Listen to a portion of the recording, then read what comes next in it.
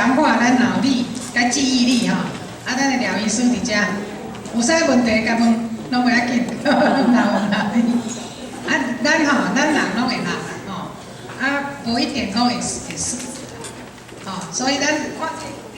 做参考用，咱即摆正常的头脑的时阵来看即个影片，来预防就对啦吼。预防，台湾话叫预防吼。看后摆咱就袂遐早的失智，可能拢袂失智啊，无一点啦。所以这真有帮忙，请大家吼爱认真看。咱的廖医师伫遮有问题，咱甲问，无要紧，咱的失智症谢谢。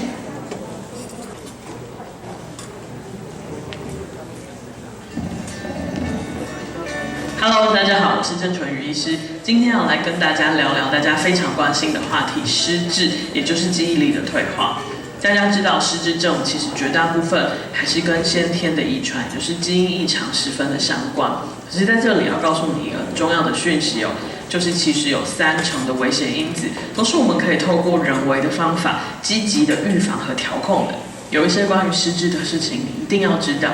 全球一直到目前为止，失智症的患者人数仍然节节的攀升，每3秒就多一名失智症的患者。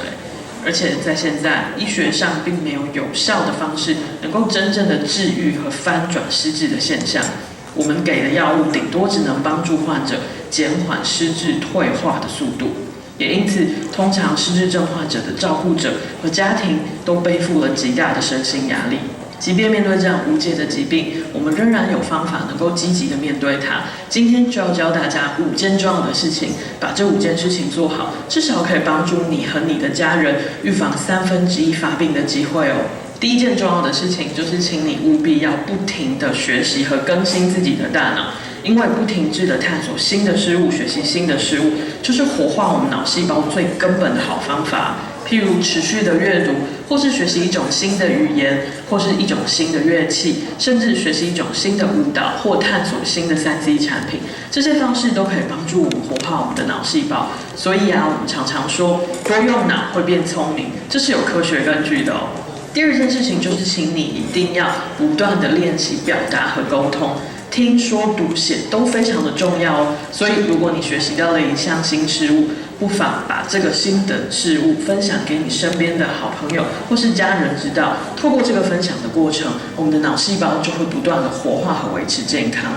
也要提醒大家，如果中年之后开始产生重听的问题，也千万不要忽视这个重听的问题，因为当我们的耳朵慢慢开始听不见，我们就会减少口说的机会，所以就会减少刚刚所提到的练习表达和沟通的能力了。第3件事情就是让我们的身体动起来吧，维持运动跟户外活动的习惯，可以帮助我们强化我们的大脑、心血管功能，还有肌肉骨骼的机能。它也可以帮助我们达到稳定情绪的能力第4件事情就是别一直宅在家科学研究告诉我们，离群所居的人比较容易罹患失智症、高血压、心脏病还有忧郁症这些疾病也因此，努力的建立社交的连结吧。虽然人际关系有的时候会带给我们不少的压力，但这个压力往往是能够活化我们大脑不错的挑战跟刺激第5件事情就是要积极的减少会对脑部造成伤害的因子，譬如要好好的控制高血压跟心脏疾病，另外也要好好的控制血糖的问题、糖尿病，因为良好的新陈代谢可以帮助我们降低发炎的反应。除了自己不抽烟，一定也要远离2手的烟害，所以劝你的家人、朋友跟伴侣一定要戒除抽烟的习惯最后一件重要的事情就是一定要停止让自己不停地处在负向低落的忧郁情绪当中，因为科学证据告诉我们，一个长期慢性忧郁的人，他大脑里面的重要记忆中枢海马回会明显的萎缩大家听到失智症通常都是十分恐惧的，因为不只担心自己会罹患失智症，更担心自己身边的家人或是长辈罹患这个无解的疾病。